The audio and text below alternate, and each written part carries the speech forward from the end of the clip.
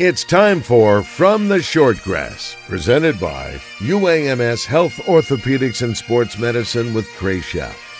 A golf podcast for those who love golf, struggle with golf, and just like to enjoy the outdoors and fellowship with friends, all while chasing a ball around, trying to put it in a 4 1/4 inch diameter hole. From the Shortgrass is presented by UAMS Health Orthopedics and Sports Medicine, and brought to you by Stevens Incorporated, an independent financial services firm with the freedom to focus on what matters most. By Beechwood Hospitality, we partner with you to deliver high-yield results by managing, developing, and investing in top-quality hospitality assets. And now, from the Shortgrass, here's your host, Trey Schaap. Welcome to another edition of From the Shortgrass, presented by UAMS Health Orthopedics and Sports Medicine. I am your host, Trey Schaap.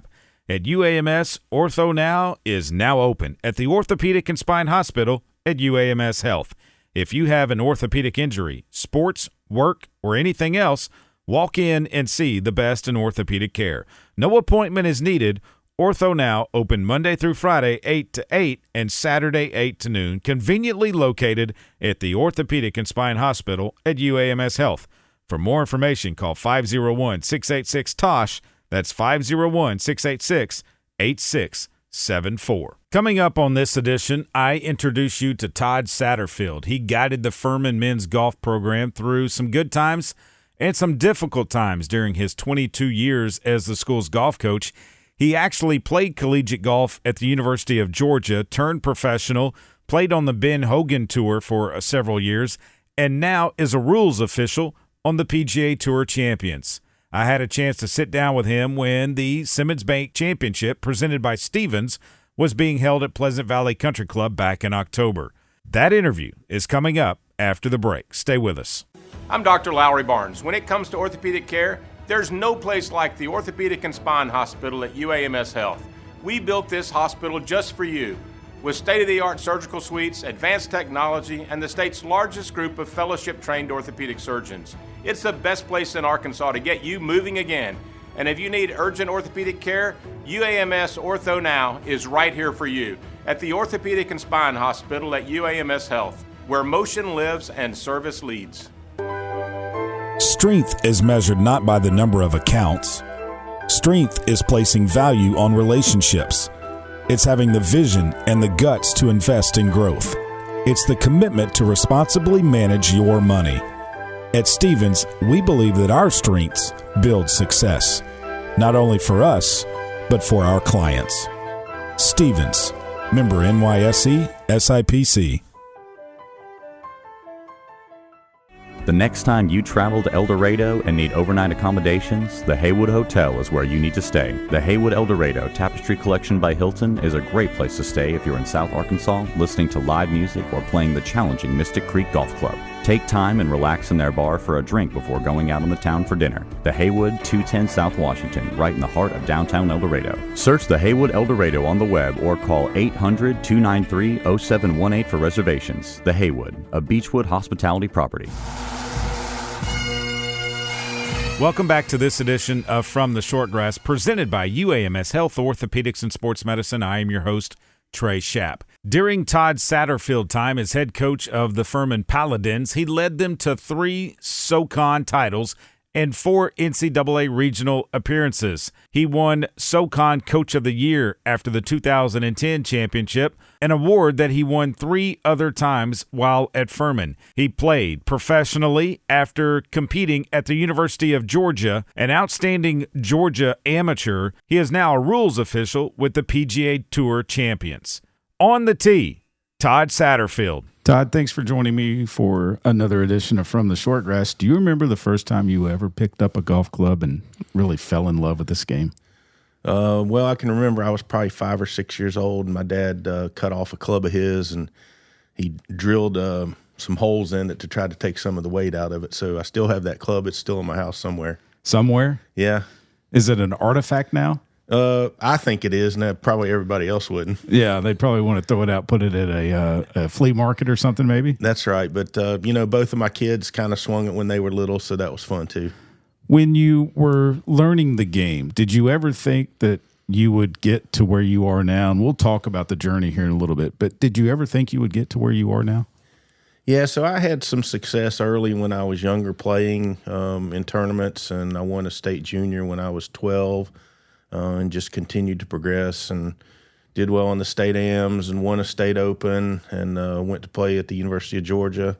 Very fortunate there, and then played professionally for 3 years after that. And then I got into coaching for total of 25 years and ended up out here on the Champions Tour doing rules. So I've been very lucky in my life. Yeah, let's talk about that trek. The University of Georgia, I mean, they're known for good golf, right? Yes, yeah. Very good players through the years for a long time. And you were part of that lineage, that tradition.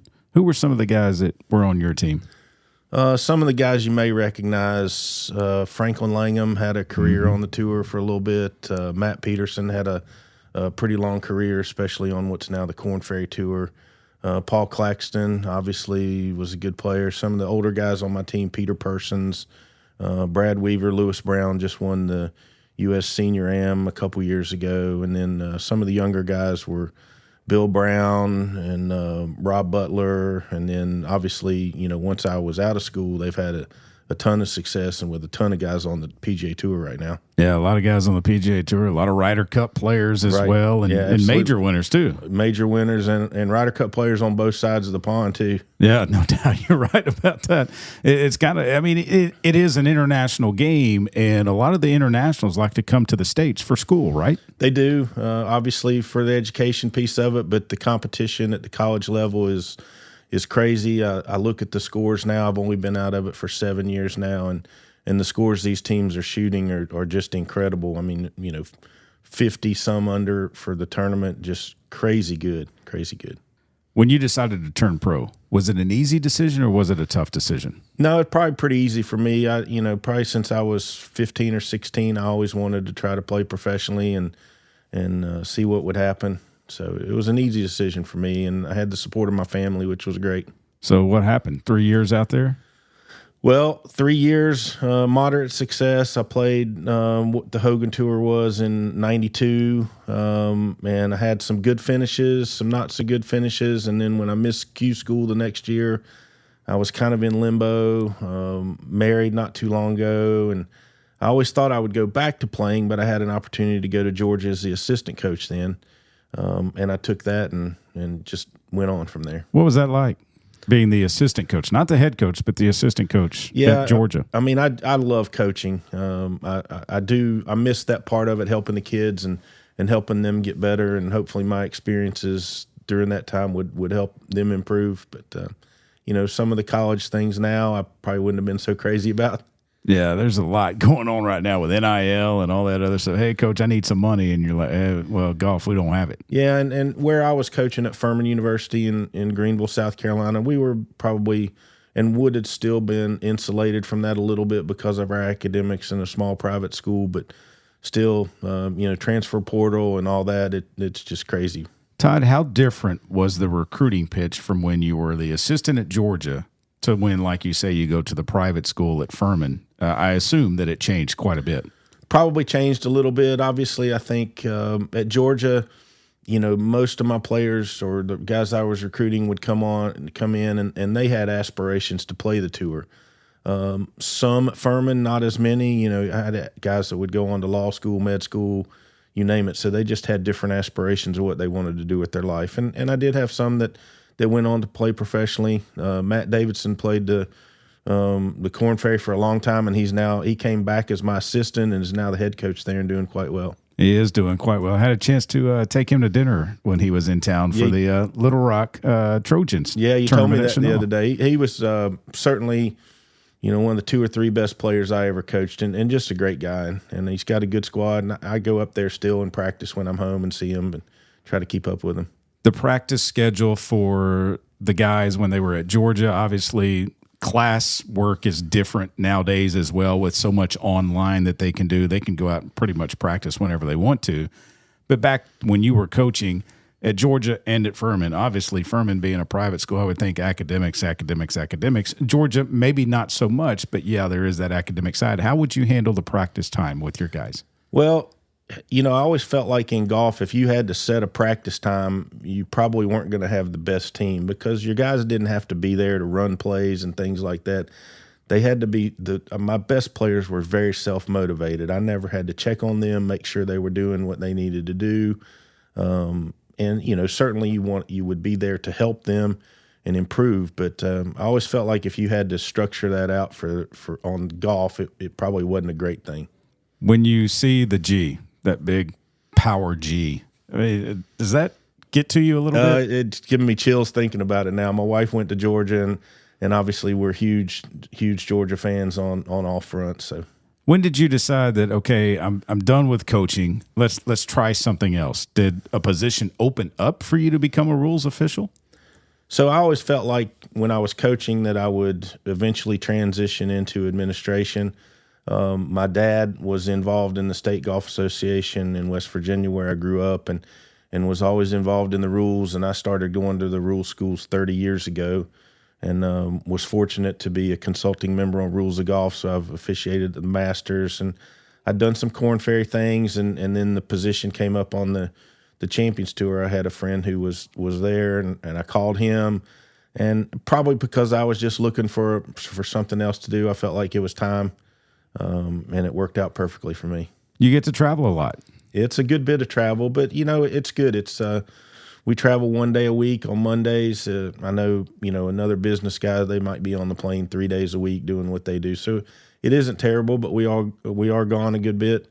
I think for me personally, it would have been hard with a young family, but both of my children are grown and married, and it's easy. My wife likes the part when I'm home, and when I'm home, I'm home. I don't have an office to go into, so it's really a pretty good situation for us. Does she get to go with you on any trips? She comes a couple times. She's a school teacher, and this is her last year. She's getting ready to retire, so I would say she'll be out a few more times. Let's dive into some of the rules. I mean, because golf is a game that basically you police yourself, right? It is. We're, as rules officials, we're not out there to call penalties like you would see a referee at a football or basketball game. We're there to interpret situations, and obviously, our fields, if you would say, are all different, and you never know what you might roll up into. But we're there. I think all of us look at it. We're there really to help the player. We're not there to get them in trouble or anything. We're there to help them out of situations. And sometimes when I guess you get to a course, obviously, I would think you go and check, make sure everything's marked correctly and have to go over that. And then you're in charge of setting up the golf course, right, for the play? Right. So our staff, we have this particular week and every week we'll have an advance official there. And they're the ones that'll be out doing the boundaries, doing the penalty areas, putting the paint down, anything really to do inside the ropes. And then after the rest of the staff gets here, we'll have one guy setting up the front side, so they'll be choosing hole locations and tee locations for the tournament, and a different official setting up the backside.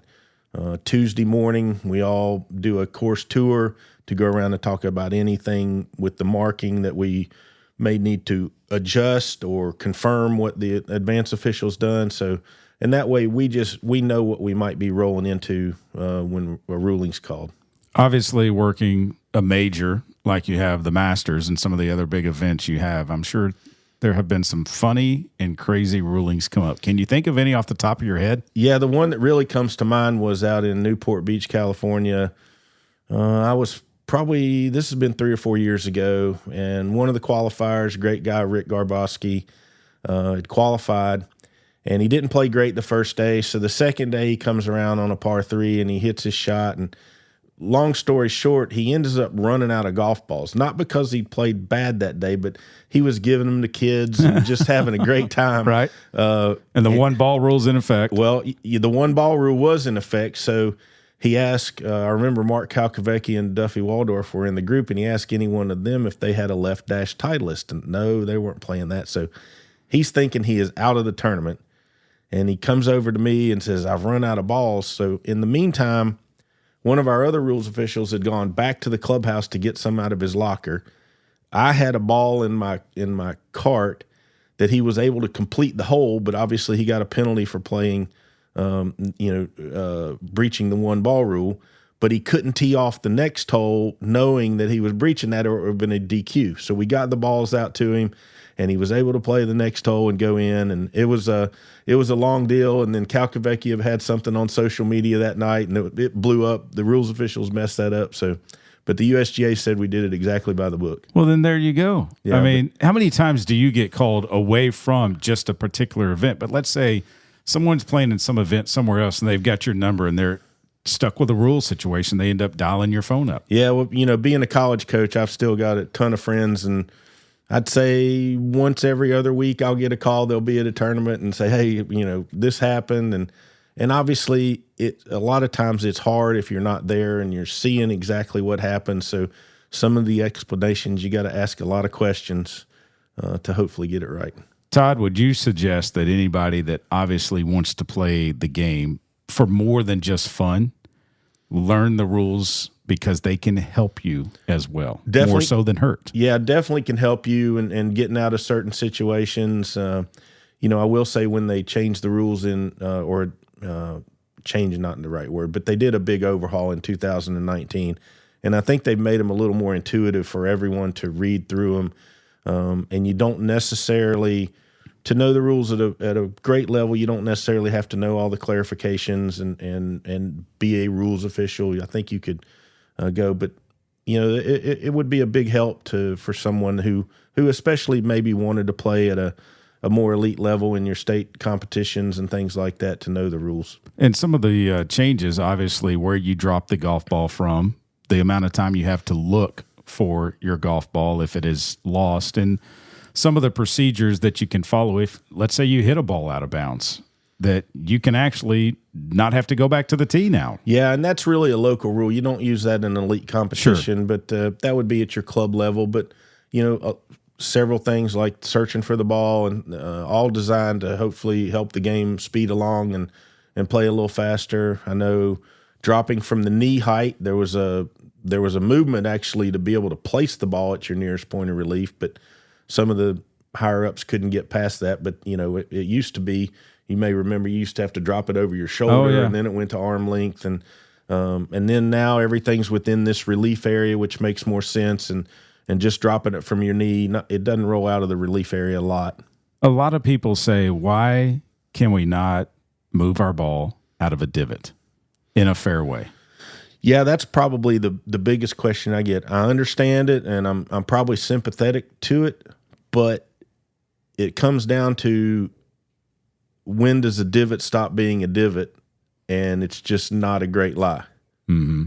And I think that's probably the biggest part. Obviously, if it's a new divot and deep, everybody knows that. But, sometimes the ball may just not be sitting down a little in the fairway, and somebody said, well, that's a divot. Well, it might have been a divot a month ago, possibly. Just hard to draw that line for me. When you're dealing with casual water, we saw that in the U.S. Open this year. Yeah. What goes into that when a rules official steps in? Yeah, I mean, it's pretty clear cut on being able to see water either before or after you take your stance. Somebody like me, I'm a little more heavy set, so I'm going to be able to draw temporary water before other people. Yeah. And that's, honestly, I don't think that's necessarily right, that I can get it and other people wouldn't. It's the same amount of water there. At the Open, it's hard to say. I mean, I don't know. When you watch it on TV, you think maybe he did have temporary water, but his relief was going to be over in the rough anyway, which probably was not going to be certainly any better than what he had. It was just one of those situations where it was an extreme weather condition, and those are always hard to deal with. Golf being a game played outside, you never can predict the weather. You try your best. When a rules official has to make a decision to blow the horn, is that obviously everybody's on board with that and it's all at one time?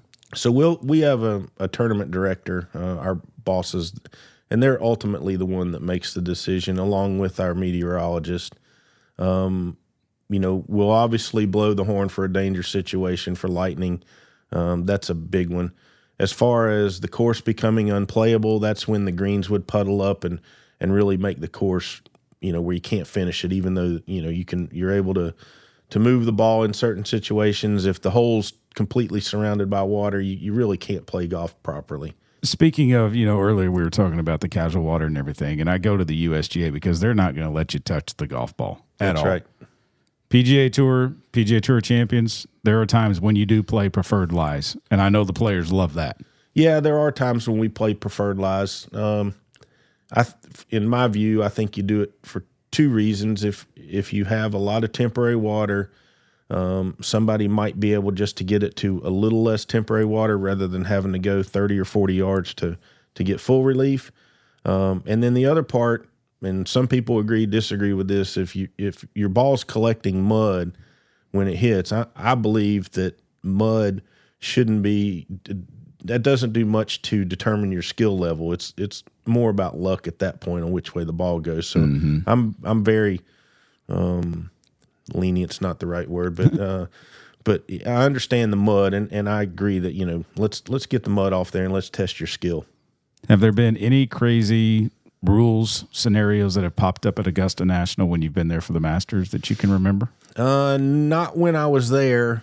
I think they've had a couple controversial ones in probably the last 5 or 6 years. I think Tiger had one where he dropped it, and that was a bit controversial. And then the other one was on the advice rule. I think Brooks Koepka was involved in that maybe. But, they've got – obviously there's a bunch of tour guys. There's guys from the USGA, guys from all over the world. The best of the best are there. So when you think about the golf ball and they're going to dial it back, 28. I've spoken with Fred Perpall, big proponent of it. RNA's on board as well. How do you think the guys, PGA Tour champions and the PGA Tour, are going to take it? And what's going to be the stance of the tour, do you think? Well, I'm not sure. Obviously, I'll say this as Todd Satterfield and not an employee of the tour. I am not in favor of that personally. Golf's a super popular sport, and I don't think people want to see the ball go, have Rory's drives go any shorter. Now, I'm also a big believer that the ball has become a little more forgiving along with the driver head. So somehow you need to get back to a quality of contact with the driver where if somebody can swing it fast and hit it in the center of the club and have the club face square, it ought to go far and straight, really far and straight. But if somebody hits it in the high toe or low heel, like, if you've ever hit a persimmon driver, they didn't go that well. And I think that's where the game needs to get back to. But if somebody can swing it fast and hit it right in the center, it ought to go far. And that's exciting. People love to see that. I think my brother's a professional up in New York, and he gets some juniors coming through there. I think the interesting part will be to see, especially if they completely roll the ball back or if they have two different balls maybe for an elite competition on where a junior player, where you might switch them over to start playing the elite ball to get ready to move on. I think that's going to be, depending on which way they go, and I don't know that. That's way above my pay grade. Trust me, with my own game, I've lost a ton of distance. I don't want to lose anymore. Exactly. I'm the same way. I'm like, I'm going up to my guy, and I'm like, hey, you got to do something to this club because, it needs to go further, and it's not going as far as I remember it going.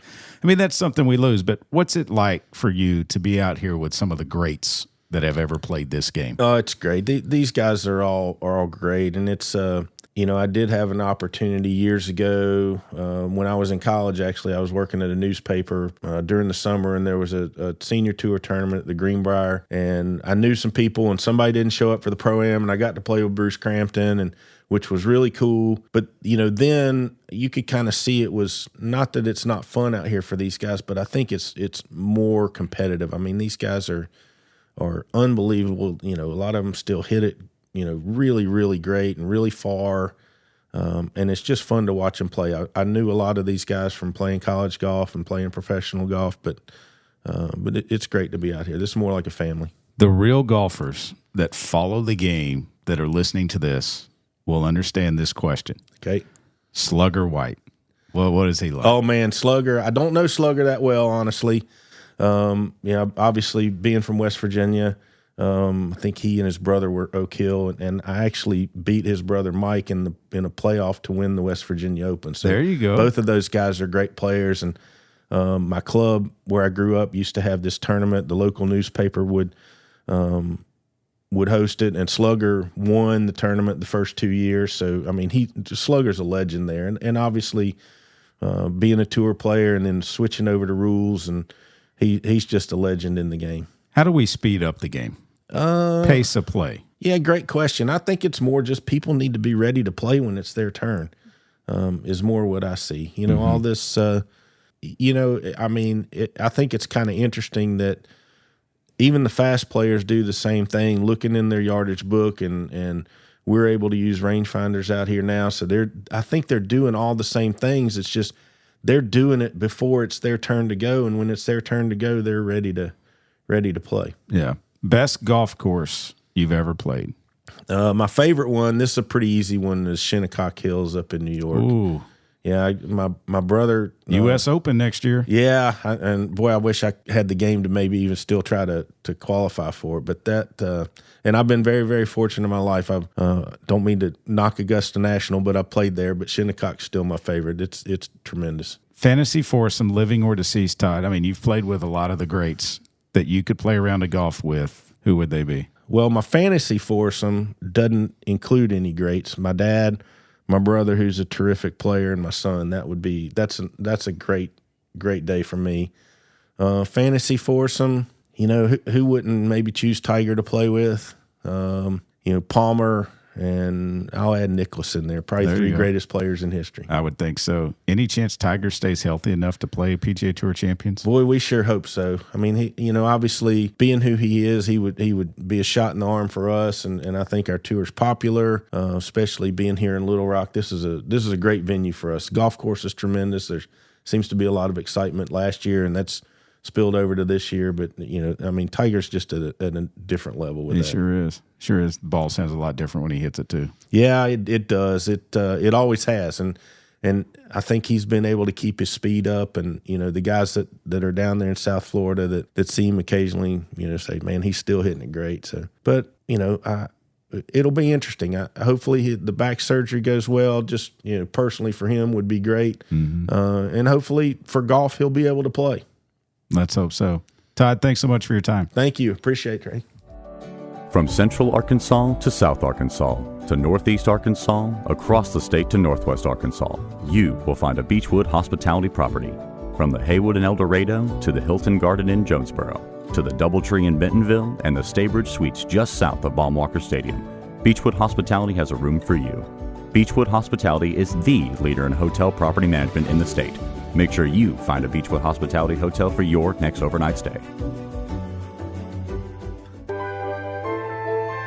At Stevens, our philosophy is to invest every dollar as if it were our own, to seize opportunity, to anticipate rather than react, to deliver constant focus in an ever-changing world, and to pursue the objectives of our clients in order to help them reach their financial goals. A proven history of helping companies and individuals. Stevens, member NYSE SIPC. I'm Dr. Lowry Barnes. When it comes to orthopedic care, there's no place like the Orthopedic and Spine Hospital at UAMS Health. We built this hospital just for you, with state-of-the-art surgical suites, advanced technology, and the state's largest group of fellowship-trained orthopedic surgeons. It's the best place in Arkansas to get you moving again. And if you need urgent orthopedic care, UAMS Ortho Now is right here for you at the Orthopedic and Spine Hospital at UAMS Health, where motion lives and service leads. That's about all the time we have for this edition of From the Short Grass, presented by UAMS Health, Orthopedics, and Sports Medicine. I want to thank Matthew Allen and Blair Allen, Beechwood Hospitality. They know how to manage hotel properties. When you need an overnight place to stay, make sure you stay at a Beechwood Hospitality hotel. You heard Todd Satterfield talk about it. Tiger Woods, will he play on PGA Tour Champions? There are those that hope that he does. He did say at a press conference before his Hero World Challenge this week that he is starting to swing again. He has been cleared to chip and putt, so trying to work back from that back injury. Let's hope Tiger is able to do it. Remember, when you find your ball mark on the green, you need to fix it and a couple of more. And I hope to see you sometime soon from the Short Grass. You have been listening to From the Short Grass, presented by UAMS Health, Orthopedics, and Sports Medicine, a weekly podcast dedicated to the game of golf. This has been a presentation of the Buzz Radio Network in association with Majestic Cubby Productions.